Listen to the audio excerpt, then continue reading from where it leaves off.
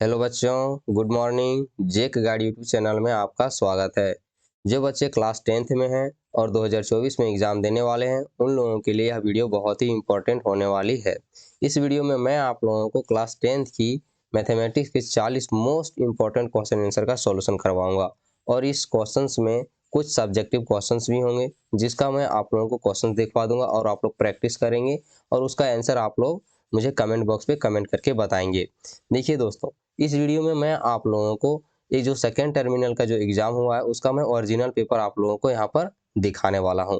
आप यहाँ से इस वीडियो में देखने के बाद आपको पता चलेगा कि आप लोग जो ऑब्जेक्टिव क्वेश्चन से कितने आसानी तरीक़ा से और कितने अच्छे तरीक़ा से बना लीजिएगा बहुत ही कम समय में, और आप लोग अच्छे से अपना स्कोर कर पाइएगा। तो चलिए चलते हैं, अब हम लोग क्वेश्चन आंसर को सॉल्यूशन करते हैं। देखिए यहाँ पर सबसे पहले आप लोगों को कुछ इंस्ट्रक्शन दिए गए हैं, जो इंस्ट्रक्शन आप लोग के लिए बहुत ही इंपॉर्टेंट है। यहाँ पर अच्छी तरीके से आप इसे पढ़ लीजिएगा। सबसे पहला क्वेश्चन देखिए, यहाँ पर जो इंस्ट्रक्शन दिया है उसमें देखिए यहाँ पर क्या लिखा है कि सही विकल्प का चयन करें। यानी आप समझ सकते हैं कि आप लोगों को 4 जो ऑप्शनों में एक आंसर आपका सही है। क्वेश्चन नंबर 1 है आपका कि निम्न निम्न में से कौन 140 का अभाज्य गुणनखंड है। यानी इनमें से जो 4 ऑप्शंस दिए गए हैं उन ऑप्शनों में आपका कौन ऑप्शन जो है जो कि 140 का अभाज्य गुणनखंड है। तो मैंने आप लोगों के लिए यहाँ पर अच्छे तरीक़ा से मैंने बताने के लिए यहाँ पर लिख दिया हूँ कि 140 को जब आप 2 से भागा देंगे तो 70 आएगा, फिर 2 से भागा देंगे तो 35 आएगा, 5 से देंगे तो 7 आएगा। तो आप इसे किस तरह से लिख सकते हैं, 2 गुना 2 गुना 5 गुना का 7। तो आप देखिए 2 बार 2 है इसलिए 2 का स्क्वायर 2 कर देंगे, गुना में 5 गुना में 7। तो ऑप्शन नंबर 2 आपका आंसर आ जाएगा। और ध्यान देंगे, जब भी आप एग्जाम देने के लिए जाएं मैथमेटिक्स का, तो पेंसिल जरूर लेके जाइएगा और रबर। वहाँ पर क्या करेंगे, ऑब्जेक्टिव क्वेश्चन आप अच्छी तरीके से रफ में सॉल्यूशन करने के बाद उसे आराम हल्की से मिटा दीजिएगा, और हल्के से दबा के ज़्यादा नहीं लिखना है, अच्छे से मिटा करके उससे अब बनाते जाइए और आप अच्छे तरीके से इसका सॉल्यूशन कर लीजिएगा। दूसरा नंबर क्वेश्चन क्या है कि किसी पूर्णांक m के लिए प्रत्येक सम पूर्णांक रूप है। यानी 4 ऑप्शन दिए, तो कौन सा ऑप्शन सही होगा। तो इसका जो ऑप्शन नंबर 3 है वह आपका राइट हो जाएगा। देखिए किस प्रकार से, अगर आप m को क्या कर लेते हैं कि एक सम पूर्णांक मान लेते हैं, सॉरी यहाँ पर पूर्णांक दिया हुआ है तो आप एक इसे पूर्णांक मान लेते हैं। तो अब यहाँ पर देखिए, माना कि आप m का मान 1 2 3 4 एक्सेट्रा आप बहुत सारा नंबर ले सकते हैं, इन्फिनिटी तक ले सकते हैं, ठीक है। तो अगर आप इसमें बैठाते हैं जैसे 2m में, तो देखिए किस तरह से, तो 2 अगर m का मान 1 रख देते हैं तो इसका 2 आ जाता है। फिर अगर m का मान आप 2 रख देते हैं तो ये 4 आ जाता है, अगर 3 रख देते हैं तो 6 आ जाता है। तो इस प्रकार से हमें पता चलता है कि अगर हम 2m रखते हैं तो इसकी जो एक पूर्णांक है वह सब सम संख्या आएगा। ओके, इसीलिए आपका ऑप्शन नंबर 3 आपका राइट है। क्वेश्चन नंबर 3 आपका क्या है, देखिए, दो क्रमिक सम संख्याओं का मासा होगा। दो क्रमिक सम संख्या यानी 2 और 4 लीजिएगा तो उसका जो आप मासा निकालेंगे वह 2 आ जाएगा। अगर आप देखिए 16 और 18 का भी अगर आप दो क्रमिक संख्याएं ले लेते हैं, तो दो सम संख्याओं का, तो उसका भी मासा आपका 2 ही आएगा। तो इसे जरूर आप लोग याद करेंगे। दोस्तों, आप अपने दोस्तों में यह वीडियो को जरूर शेयर करेंगे और उन्हें बताएंगे कि मैं आप लोगों को तैयारी करवा रहा हूँ। तो इसमें आप लोगों का, आपके दोस्तों का भी एग्ज़ाम बहुत अच्छे तरीक़े से क्लियर होगा और आप लोगों का भी एग्ज़ाम अच्छे से क्लियर होगा। ओके, अब देखिए 4 नंबर क्या दिया हुआ है कि 6 + √2 एक खाली जगह दी है संख्या है। तो 6 प्लस, देखिए 6 तो आपका एक परिमेय संख्या है, ठीक है, लेकिन जो √2 है वो आपका अपरिमेय संख्या है। इसी वजह से ये जो पूरा जो है 6 + √2 यह एक अपरिमेय संख्या हो जाएगा। क्वेश्चन नंबर 5, निम्न में किसका दशमलव प्रसार अशांत आवृत्ति है। तो इनमें से जो आपका ऑप्शन नंबर 4 है 5/12, यही आपका दशमलव अशांत आवृत्ति का है, ठीक है। अगर इसे आप अगर नहीं समझते दशमलव प्रशांत अशांत आवृत्ति, तो मेरा एक वीडियो पहले से अपलोड है मेरे चैनल में, वहाँ पर आप जाके देखेंगे तो आपको समझ में आ जाएगा कि किस प्रकार से आप इसे निकाल सकते हैं, ठीक है। शांत आवृत्ति क्या है, अशांत आवृत्ति क्या है, उसके बारे में मैंने बहुत ही अच्छी तरीके से डिटेल समझाया हुआ हूँ, वहाँ से जाके आप इसे क्लियर कर सकते हैं, ठीक है। क्वेश्चन नंबर 6 देखिए क्या लिखा है कि y बराबर px एक ग्राफ दिया गया है, बहुपद px के शून्यकों की संख्या क्या होगी, ठीक है। यानी px पूछा है तो x में आपको देखना है। तो देखिए यहाँ पर जितनी बार ये जो लाइन जो गई हुई रहती है, यहाँ पर एक गौर करेंगे, ये जो लाइन जितनी बार गई हुई रहती है, जैसे यहाँ से ऐसे करके गई हुई है, जितनी बार x की रेखा को कट करेगा उतना ही आपका आंसर होगा। देखिए एक बार यहाँ पर कट किया है, दूसरी बार कट यहाँ पर किया है, इसीलिए इसका आंसर 2 हो जाएगा। क्वेश्चन नंबर 7 देखिए क्या बोल रहा है, बहुपद x² - 3 के शून्यक है, यानी x² - 3 का शून्यक होगा। तो x² - 3 को आप बराबर में 0 कर देंगे तो x² बराबर 3। अब x बराबर क्या होगा, प्लस माइनस रूट अंडर का 3।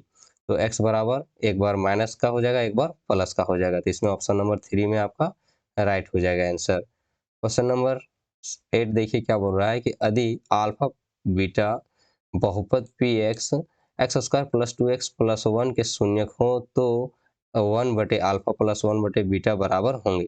देखिए यहाँ पर मैंने एक सॉल्यूशन करके रख दिया हूँ। दूसरा चीज़ है ये गुणनखंड, आप यहाँ से इसे गुणनखंड बनाने के लिए सीख सकते हैं।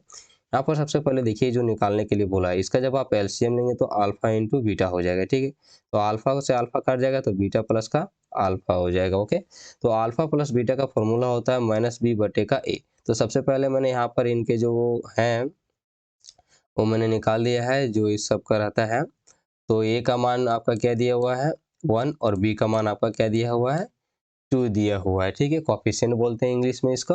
तो इस तरह से आप यहाँ से देख सकते हैं, ठीक है। तो आप यहाँ पर -b/a क्रॉस करके आपका जो चौथा पद है वह ऊपर चला जाएगा, a/c। ए से ए कट गया तो -b/c बचा है, ठीक है। तो जो b है वह 2 है तो इसीलिए -2 और c का मान जो है वह 1 है, ठीक है। तो यहाँ पर 1 आ जाएगा, ओके। आप समझ गए होंगे इसमें।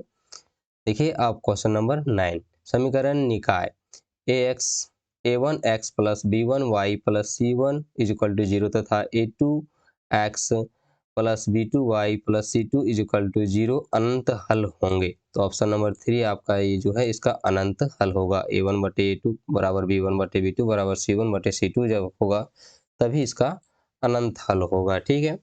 क्वेश्चन नंबर 10 देखिए कि के किस मान के लिए समीकरण निकाय kx minus y is equal to 2 6x minus 2y is equal to 3 का अद्वितीय हल है। तो मैंने यहाँ पर सॉल्यूशन कर दिया हुआ हूँ, जो लिखे थे उसको मैंने यहाँ समीकरण को लिख दिए हैं। और इसे आप इस प्रकार से समझ सकते हैं कि a1 x1 plus b1 y1 plus c1 बराबर 0 और a2 x2 b2 y2 plus c2 बराबर 0। इस तरह से आप लिखेंगे। अद्वितीय हल का होता है कि a1/a2 does not is equal to b1/b2 does not is equal to c1/c2। तो देखिए यहाँ पर जो a1 का मान है वह क्या है, k है। आप इसे रिलेट कर सकते हैं कि यहाँ पर देखेंगे तो ये a का मान है, फिर यहाँ पर x है, ऐसे ऐसे तब रिलेट कर लीजिएगा, ओके। अगर रिलेट करने नहीं सीखते होंगे तो मेरा फिर भी मैं एक बार और वीडियो प्रेफर करूँगा कि मेरा ऑलरेडी वीडियो अपलोड है, उसमें जाके देखेंगे तो आपको समझ में आ जाएगा कि किस प्रकार से आपको इसको रिलेट करना है। तो देखेंगे यहाँ पर a1 का मान जो है k है और a2 का मान क्या है यहाँ पर 6 है, तो इसलिए 6 लिख दिए।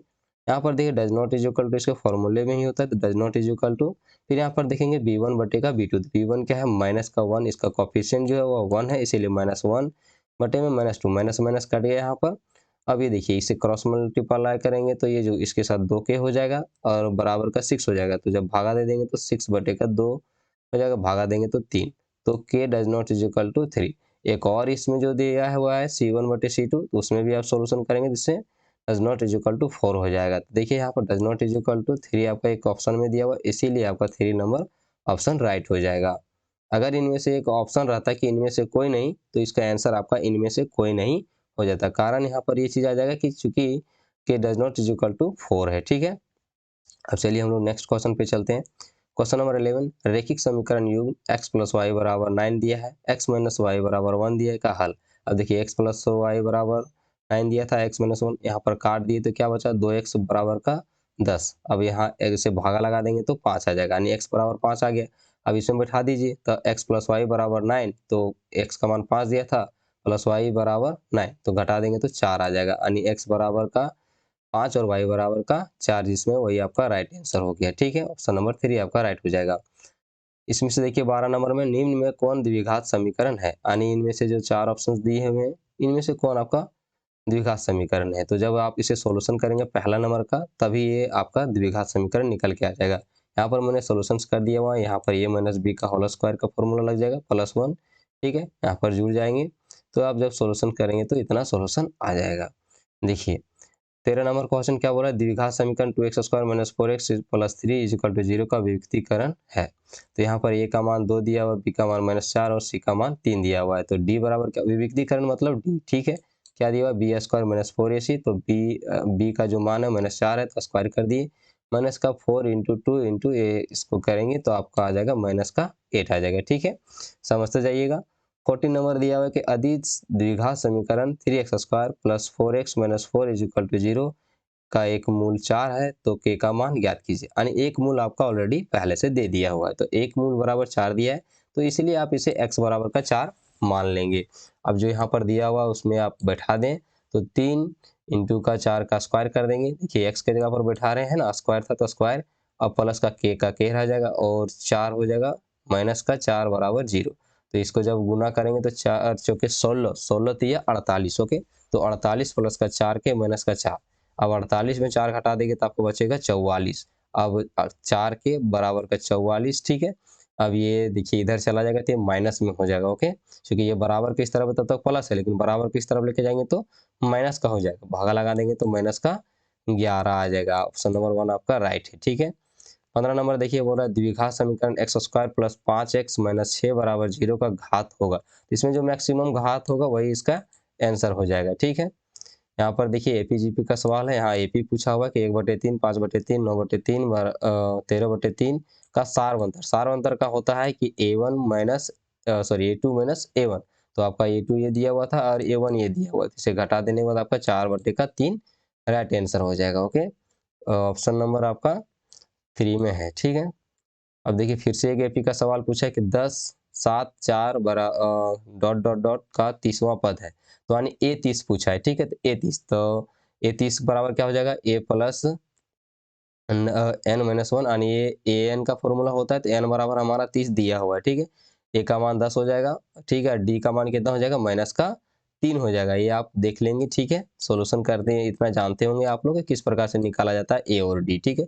अगर ये तो देखिए सबसे पहला पद ये होता है और जो डी होता है इनका सारवंतर होता है। डी निकालने के लिए आपको यहीं पर अभी जस्ट हमने बताया है कि जो सेकेंड पद है उसमें पहला पद को घटा दीजिए, तो आपका -3 आ जाएगा। यहाँ पर देखेंगे कैलकुलेशन करेंगे तो आपका कितना आ जाएगा, माइनस का 17 आ जाएगा, जो कि ऑप्शन नंबर 3 में है आपका, ठीक है। अब देखिए फिर यहाँ पर दिया 18 नंबर में कि एपी 8, 3 माइनस 2 के प्रथम 22 पदों का योग ज्ञात कीजिए, यानी एसएन निकालने के लिए बोला हुआ है। तो यहाँ पर 18 में मैंने समझाया हुआ हूँ कि ए का मान देखिए आप यहाँ पर देखेंगे तो आपका 8 दिया हुआ है। अगर आप डी का मान निकालेंगे तो माइनस का 5 और एन बराबर 22 हो जाएगा, ठीक है। तो एस 12 का मान निकालने बोला है, तो आप फॉर्मूला बैठा देंगे एस एन का, तो एन बटे का 2 इंटू का 2 ये प्लस एन माइनस 1 का होल डी दिया हुआ है, ठीक है। जब आप यहाँ पर इसे निकालेंगे कैलकुलेशन कर देंगे, एस 12 लिखेंगे तो यहाँ पर एन के मान की जगह पर 12 into 2 into 8 plus 22 minus 1 into यहाँ पर इसे -5 कर देंगे। कैलकुलेशन करने के बाद आपका ये इतना आंसर आ जाएगा। यहाँ से आप स्क्रीनशॉट करके रख लीजिएगा। 19 नंबर क्वेश्चन बोल रहा है कि सभी वृत्त होते हैं, सभी वृत्त जो होते हैं वह समरूप होते हैं। क्वेश्चन नंबर 20 कि त्रिभुज एबीसी में डी पैरेलल है बीसी का, ठीक है। यदि एडी बटे डीबी बराबर 3/2 दिया है तो ए का आपका मान दिया है, तो ईसी का मान ज्ञात कीजिए। देखिए ये जो जिस प्रकार के जो हैं आपके जो त्रिभुज रहते हैं, आप कंडीशन से इसको समझ जाइए तो आप समझेंगे कि एक समरूप त्रिभुजों की बात कर रहा है। जो कि यहाँ पर देखिए तो एडीई जो हो जाएगा वह एबीसी का समरूप त्रिभुज हो जाएगा, जो कि यहाँ पर आपका दिया हुआ है। जब समरूप त्रिभुज होते हैं ना तो उनकी जो भुजा होती हैं इस तरह, तो बटे में हो जाते थे। एडी बटे का क्या कर दिए, एडी बटे का डीबी कर दिया, फिर ए बटे का ईसी कर दिए, ओके। अब जब कर देंगे तो यहाँ पर ईसी बराबर है, जो कैलकुलेशंस करेंगे तो आपका 3 माइनस 3.2 आपका राइट आंसर हो जाएगा। क्वेश्चन नंबर 21 में देखेंगे आप तो क्या है कि एबीसी जो है पैरेलल है डीईएफ का। अब यहाँ पर इसको दे दिया हुआ है तो इसके आपके क्षेत्रफल निकालने के लिए बोले हैं अनुपात में, ठीक है। तो आप इसे समझिएगा अच्छे तरीका से, इस प्रकार से है ना, कि दिया है आपके जो एबीसी है और पैरेलल है डीईएफ का, तो बीसी यहाँ पर जो दिया था उसको हमने लिख दिया है ऑलरेडी, ठीक है। तो आप समझिए यहाँ पर क्या होता है कि दो समरूप त्रिभुजों की जो भुजाएं आपको यहाँ पर के अनुपात में है, ठीक है, दे दिया हुआ है 4:3 9 का। तो इन त्रिभुजों के क्षेत्रफलों का जो अनुपात हो जाएगा ना, वह भुजाओं के अनुपात के का वर्ग होगा। जो भुजा दिया उसका अनुपात का वर्ग हो जाएगा। तो 4 का वर्ग कर देंगे हम लोग और फिर अनुपात में 9 का वर्ग कर देंगे, तो 16 अनुपात जो हो जाएगा आपका 81, ये राइट आंसर हो जाएगा, ओके। 1681 किधर है, तो अब देखिए आपका ऑप्शन नंबर 4 में है, तो ऑप्शन नंबर 4 आपका राइट हो जाएगा। देखिए दोस्तों इस तरह का कभी भी सवाल आपको पूछे 21 टाइप में कुछ भी यहाँ पर दिया हुआ हो, लेकिन अगर एरिया के क्षेत्रफलों का अनुपात पूछ दिया है तो आप यहाँ पर क्या करेंगे, जो भी दिया हुआ उसको स्क्वायर में लिख देंगे दोनों को, वही आपका राइट आंसर हो जाएगा। क्वेश्चन नंबर 22 दिया हुआ है कि बिंदुओं P 0 0 है और Q इतना का दिया हुआ है, तो इनके बीच की दूरी ज्ञात कीजिए। ठीक है, तो आप जानते हो कि जो दूरी का फॉर्मूला होता है क्या होता है कि x2 माइनस x1 का whole square plus y2 minus y1 का होल स्क्वायर होता है। ठीक है, बैठा देंगे तो यहाँ पर देखेंगे कि आपका जो x2 है वो -12 है, तो -12 माइनस का x1 यहाँ पर देखेंगे तो 0 है का होल स्क्वायर कर दिए, प्लस अब देखेंगे यहाँ पर जो y2 है वह 5 है, 5 माइनस का 0 का होल स्क्वायर किए। ये अगर आपको दिख नहीं रहा हो तो यहाँ पर समझिए कि यहाँ पर 5 का माइनस 0 स्क्वायर किया हुआ है। ठीक है, तो इसे जब आप स्क्वायर करेंगे तो 144 हो जाएगा और ये 25 आ जाएगा। दोनों को जोड़ेंगे तो 169, 169 जो है वह 13 का वर्ग होता है। तो इसका आंसर जो आपका हो जाएगा 13 यूनिट हो जाएगा, ऑप्शन नंबर 3। ठीक है, क्वेश्चन नंबर 23 देखिए क्या बोला कि अधि बिंदुओं ए का मान दिया हुआ है, बी का भी मान दिया हुआ है, को मिलाने वाली रेखाखंड के जो मध्य बिंदु है वह x 6 है, तो y का मान ज्ञात कीजिए। ठीक है, इसे अच्छी तरीके से हम लोग समझते हैं कि आपके दो बिंदु दिया हुआ है। ठीक है, इसका एक बिंदु है 6,5 और एक है कि 4, का y। अब उसमें जो मध्य बिंदु है जो मिलाने वाली वो x, 6 दिया हुआ है। ठीक है, तो इस फॉर्मूले को अच्छे से समझो कि मध्य बिंदु का जो सूत्र होता है यहाँ से ये x बराबर x1 प्लस x2 बटे का 2 होता है और y का क्या होता है कि y1 प्लस y2 बटे का 2 होता है। ठीक है, अब यहाँ पर गौर करें, हम लोग को y का मान पूछा है मध्य बिंदु में। यहाँ पर मध्य बिंदु यहाँ पर p से लिख सकते हैं। देखिए मध्य बिंदु में क्या होता है, एक अनुपात क्या होता है इन लोग का होता है, तो m1 और m2 होता है यहाँ। ओके, समझ आइए। तो यहाँ पर y का जो मान है वह कितना दिया हुआ है, 6 दिया हुआ है, तो यहाँ पर इस फॉर्मूले में बैठा दीजिए क्योंकि इसी का काम है। तो 6 बटे का 1 बराबर, यहाँ पर देखिए y1 का जो आपका मान दिया हुआ 5 दिया हुआ है और y2 का जो मान दिया हुआ y दिया हुआ है। ठीक है, तो यहाँ पर आप इसे बैठा देंगे, y प्लस बटे का 2 आप क्रॉस मल्टीपल करेंगे तो देखिए क्या हो जाएगा, 5 प्लस y बराबर का 6 दूने का 12। अब 12 में 5 घटेगा तो आपका 7 हो जाएगा। ठीक है, 7 आपका राइट आंसर हो गया। चलिए, इसमें से ऑप्शन नंबर 3 आपका सही हो जाएगा। और 24 देखिए क्या बोल रहा है कि यदि ए का मान दिया हुआ है, बी का दिया हुआ है, सी का भी दिया हुआ है, त्रिभुज एबीसी का आपको मान निकालना। ए जो है हीरोन के सूत्र के जैसा काम करेगा। ओके, तो आप यहाँ पर बैठा देंगे, यहाँ पर जब आप निकालेंगे सही तरीका से तो आपका 4 आ जाएगा रूट अंडर का, यहाँ पर 2 हो जाएगा। स्क्रीनशॉट करके जरूर रख लेंगे किस प्रकार से मैंने बनाया है। अगर मैं उतना बताने लगूँ तो फिर ज़्यादा समय हो जाएगा। ठीक है, इसलिए थोड़ा सा समझते जाइएगा आप लोग। अब देखिए यहाँ पर फिर अगला क्वेश्चन जो दिया हुआ है कि यदि इक्वल टू 3/4 दिया हुआ है। 10 का फॉर्मूला सबसे पहले क्या होता है कि लंब बटे का आधार होता है। ठीक है, तो आप देखिए यहाँ पर कोसीय का पूछा है, कोस का फॉर्मूला क्या होता है, आधार बटे का कर्ण, तो हमें कर्ण चाहिए।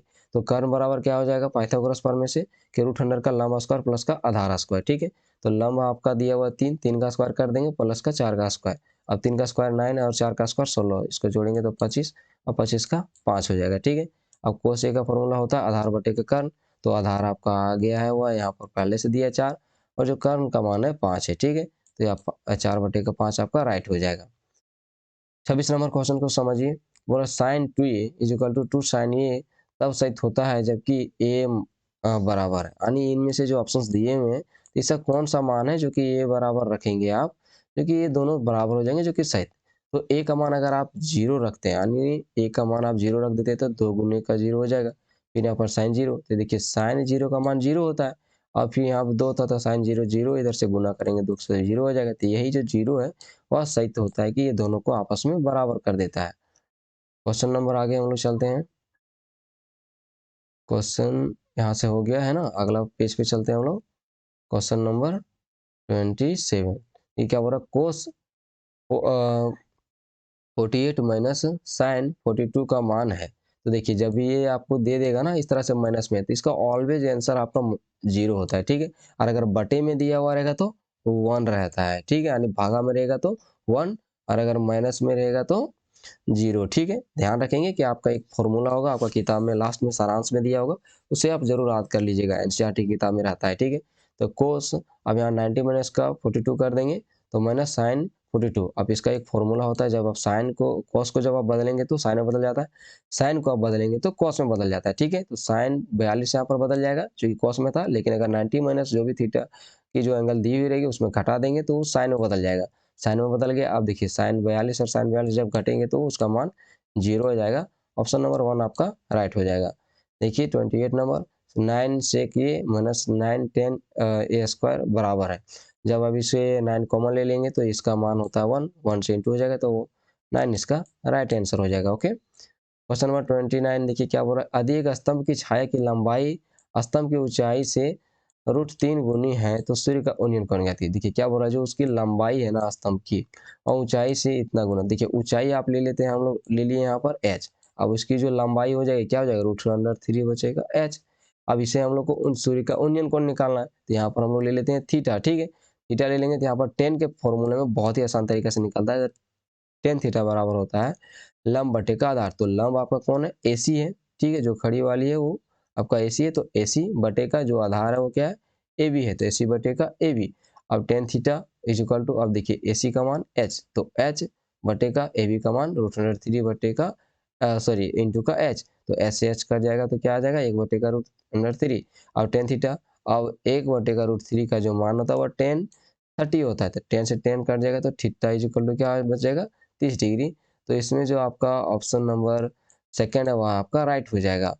क्वेश्चन नंबर 30 देखिए, वृत्त की स्पर्श रेखा व स्पर्श बिंदु से होकर जाने वाले त्रिज्या के साथ कौन बनाती है। यानी बोल रहा है वृत्त की एक वृत्त है, ठीक है, उसकी जो स्पर्श रेखा है स्पर्श बिंदु से होकर जाने पर वाली जो त्रिज्या होगी वह कौन बनाती है। तो देखिए यहाँ पर एक वृत्त दिया हुआ है, ठीक है, 31 नंबर क्वेश्चन से हम लोग अंडरस्टैंड कर सकते हैं कि किस तरह का कौन बनता है। ठीक है, एक वृत्त है और उससे एक स्पर्श रेखा क्या किया गया है, खींचा जाएगा, तो उसकी जो कौन जो बनेगी वह बताइए कि किस प्रकार की कौन बनेगी। तो यहाँ पर गौर करेंगे, जब यहाँ पर इसे पॉइंट से लिया जाता है तो यहाँ ऑलवेज क्या बनता है, 90 नंबर। आप अगर इधर से भी अगर खींच देते हैं और यहाँ से अगर इसे ले लेंगे, देखिए यहाँ पर भी क्या बन रहा है, 90 डिग्री का एंगल बन रहा है। हमेशा से अगर आप उससे स्पर्श रेखा खींच के मिलाते हैं त्रिज्या से तो आपका 90 डिग्री का एंगल बन जाता है। ठीक है, ध्यान रखेंगे इस बात को।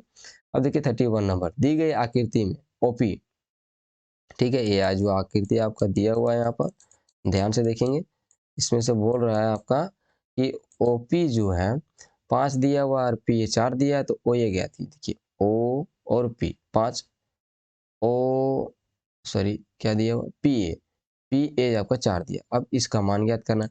अब गौर करेंगे तो ये कैसा त्रिभुज लग रहा है, समकोण त्रिभुज, पाइथागोरस प्रमेय वाला फॉर्मूला लगा दीजिए। तो ओ ए जब हम लोग फॉर्मूला लगाएंगे तो बटे का रूट अंडर क्या हो जाएगा, ये जो कर्ण है ओपी स्क्वायर माइनस का जो आधार है उसका स्क्वायर कर देने के बाद देखिए आपका 25 माइनस 16 करेंगे तो 9 आ जाएगा, और 9 का 3 होता है, ऑप्शन नंबर 1 आपका राइट हो जाएगा। क्वेश्चन नंबर 32, आकृति में यदि टी पी टी क्यू केंद्र ओ वाली किसी वृत्त पर दो स्पर्श रेखाएं इस प्रकार हैं कि कोण पी ओ क्यू बराबर 110 हो और पी टी क्यू बराबर है। ठीक है, यानी आपका पी टी क्यू इसका मान आप लोग को निकालना है। देखिए जो जो दिया है उसको पहले लिख लेते हैं कि ओ पी जो है, देखिए यहाँ से ओ पी किस पे है, लंब, तो पी टी पे है। ओ की जो है किस पे लंब है, तो टी क्यू पे है। ठीक है, और ओपीटी हमारा 90 डिग्री, देखिए यहाँ पर समझिए, यहाँ पर ये जो बना हुआ ओपीटी यहाँ पर देखेंगे, कभी भी मैंने अभी अभी आपको पढ़ाया कि यहाँ से जब एक स्पर्श रेखा गुजारी जाती है तो 90 डिग्री का एंगल बनता है। देखिए एक दूसरे से रिलेट करके बहुत सारा क्वेश्चन आपके एग्जाम में ये वाला में पूछा हुआ था। यहाँ पर ये 90, अब ये भी यहाँ से 90 डिग्री का एंगल बनाया हुआ। ओके, तो देखिए जब भी आप चतुर्भुज निकालेंगे तो आपको याद होगा कि जो चतुर्भुज के सभी कोणों का जो मान होता है वो कितना होता है, 360 डिग्री होता है। तो कौन टी, कौन पी, कौन ओ और कौन क्यू को जब आप देंगे तो 360 देंगे। तो आप अब यहाँ पर आनी टी लिखा हुआ है तो क्या लिखा है, पी टी क्यू। ओके, और अगर आप यहाँ लिखे पी तो समझ जाइए कि आपका क्या चीज़ है, तो टी पी ओ है। ठीक है, इसी प्रकार से आपका जो मान दिया हुआ 90 दिया हुआ था, 110 दिया हुआ था, 1 का 90 दिया हुआ है। ठीक है, जब आप इसे जोड़ेंगे तो 290 आ जाएगा और इसे जाके घटा दीजिएगा तो आपका 70 आ जाएगा। ठीक है, स्क्रीनशॉट जरूर मार के रखते जाइएगा आप लोग। आगे देखिए 33 में, यदि किसी वृत्त का व्यास आपको 14 सेंटीमीटर दिया है, उसका वृत्त का क्षेत्रफल निकालिए। इसका व्यास दिया था, इसका हम लोग त्रिज्या निकालेंगे, 7 आ जाएगा। क्षेत्रफल होता है पायर स्क्वायर, तो आप पायर स्क्वायर 22/7, तो पाई का मान बैठा दिया, आर का मान 7 दिया, तो काट देने को 154 आ जाएगा आपका राइट आंसर, ऑप्शन नंबर 3 आपका राइट है। ठीक है, क्वेश्चन नंबर 34 क्या दिया कि निम्न में से कौन अर्धवृत्त का परिमाप का सूत्र है। तो इसे जरूर आप लोग याद रखेंगे, अर्धवृत्त का जो परिमाप का जो सूत्र होता है वह होता है पाई आर प्लस का 2r। ओके, आगे चलिए। अब क्वेश्चन नंबर 35 बोला कि 7 सेंटीमीटर त्रिज्या वाले एक वृत्त के त्रिज्यखंड का क्षेत्रफल क्या होगा जिसका जो कोण है वो आपका 120 डिग्री दे दिया हुआ है। तो त्रिज्यखंड का जो क्षेत्रफल होता है वो पाई स्क्वायर थीटा बटे के 360 डिग्री होता है। अब पाई का मान 22/7 गुने में आर का मान 7 गुने 7 और ये थीटा का मान 120 डिग्री है बटे का 360। अब यहाँ से काट दीजिएगा 12×3 = 36, ठीक है। अब यहाँ पर देखिए, यहाँ से इसे जब गुना करेंगे इन दोनों को तो कितना जाएगा 154 बटे का 3 सेंटीमीटर स्क्वायर, तो 154 बटे का 3 सेंटीमीटर स्क्वायर 4 नंबर आपका राइट हो जाएगा। क्वेश्चन नंबर 36, ठीक है। क्या बोल रहा है, एक घन का किनारा आपको 5 सेंटीमीटर दिया है, तो उस घन का संपूर्ण पृष्ठ क्षेत्रफल ज्ञात कीजिए। तो जो घन का संपूर्ण पृष्ठ क्षेत्रफल होता है वो 6a² होता है।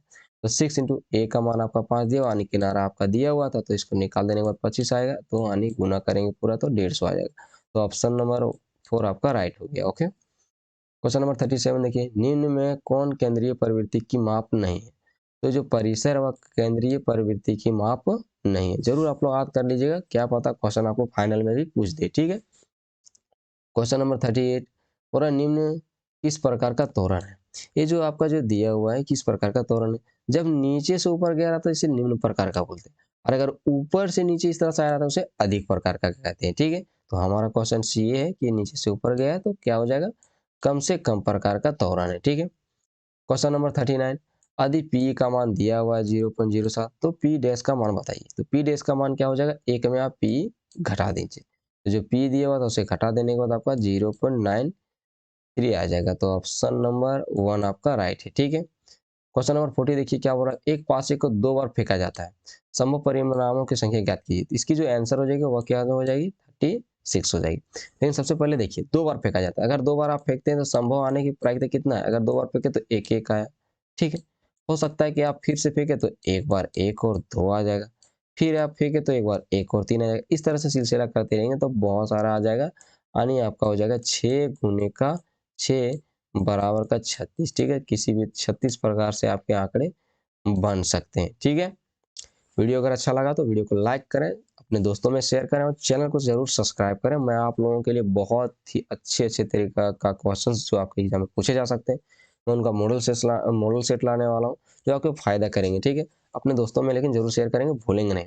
चलिए अब हम लोग इसे सब्जेक्टिव क्वेश्चन देखते हैं जो हम लोग को एग्जाम में पूछा हुआ था, ठीक है। आप लोग का एग्जाम में पूछा था, मैं स्कूल से लेके आया हूँ इस पेपर को, ठीक है। थोड़ा जल्दीबाजी में मेरा इधर उधर हो जाता है बात को, और सीरियसली ना लें। देखिए अब समझो यहाँ पर, हाँ ठीक है। यहाँ पर क्या दिया हुआ है कि विषयनिष्ठ प्रश्न, ओके, विषयनिष्ठ प्रश्न दिए हुए हैं, आप इसे समझ सकते हैं क्या इंस्ट्रक्शन है ये। अब देखिए, अब इनमें से जो दिया हुआ 5 आपके जवाब देने 2-2 नंबर के, ठीक है। समझो कि किस प्रकार से आपके एग्जाम में पूछा जा सकता है। यहाँ पर 26 और 51 दिया, सॉरी 91 दिया हुआ, एचसीएफ निकालना है। फिर देखिए द्विघात बहुपद आपके जो दिया हुआ है इसे निकाल दीजिएगा, ठीक है। आगे देखेंगे तो समबाहु त्रिभुज का क्षेत्रफल आपको बैठा देना है, ये आ जाएगा। इस प्रकार से सवाल आपके दिए हुए, अगर इनका भी जवाब आपको अच्छी तरीके से चाहिए कि कम से कम समय में और अच्छे से, जैसे मैंने 100 नंबर लाया हुआ था मैथमेटिक्स में, तो किस प्रकार से बनाया कि क्योंकि मेरा एक भी नंबर नहीं कटा था, ठीक है। तो अगर उस तरह से आप चाहते हैं तो जरूर कमेंट करेंगे, तो मैं इनका भी वीडियो जरूर अच्छी तरीके से बना के आप लोग को अपलोड करूँ, जो कि आपको सहायता करेगा कि आखिरकार आप बनाए और आपका नंबर थोड़ा सा भी ना कटे, ठीक है। क्वेश्चंस को देखिए। अब फिर देखिए यहाँ पर क्या दिया हुआ है कि 3 गुने का 5 दिया, मतलब समझ सकते हैं कि 5 क्वेश्चन आपको जवाब देने, लेकिन 3-3 नंबर के होंगे। ये सारे आपके प्रश्न हैं, आप स्क्रीनशॉट करके जरूर रख लेंगे। आगे चलिए देखिए, एक पारा दिया हुआ है ना, ये समझ सकते हो कि इसका जवाब आपको इधर किधर के क्वेश्चन आपका है, कुछ अलग ही है क्वेश्चन है, यानी ग्राफीय विधि से दिया है, तो ये वाला है ना, जो द्विघात समीकरण टाइप का जो रहता है उसको सोल्यूशन करने वाला। आगे देखिए यहाँ पर क्या दिया हुआ है कि 5 गुने का 3 है 15 नंबर का, मतलब 3 क्वेश्चन आपके 5-5 नंबर के। देखिए यहाँ पर द्विघात समीकरण कितना इंपॉर्टेंट है, इसका सवाल दिया हुआ है आपको, ये हमेशा से जो एग्जाम में पूछता है ना, वो आपको सिद्ध करना है ना। आगे देखिए, लेकिन आप एक ध्यान रखेंगे, आप बहुत सारा क्वेश्चन दिया हुआ है लेकिन आपको 3 ही का जवाब देना, अगर मन कर रहा है ये सब जवाब नहीं देने का तो मत दीजिए। फिर यहाँ पर देख सकते हैं 9 नंबर चैप्टर जो कि 6 नंबर के लिए 5 नंबर के लिए हमेशा इंपॉर्टेंट होता है, कभी भी पूछ देता है। ये भी देख लीजिए, शंकु वाला हमेशा से। ये दूसरी बात है, आपको सांख्यिकी कभी भी पूछता है ना, ये सब चैप्टर को हमेशा पढ़ना चाहिए। चलिए फिर से मैं एक बार बोल रहा हूँ, अपने दोस्तों में जरूर शेयर करेंगे। जय हिंद, जय भारत, मिलते हैं नेक्स्ट वीडियो में।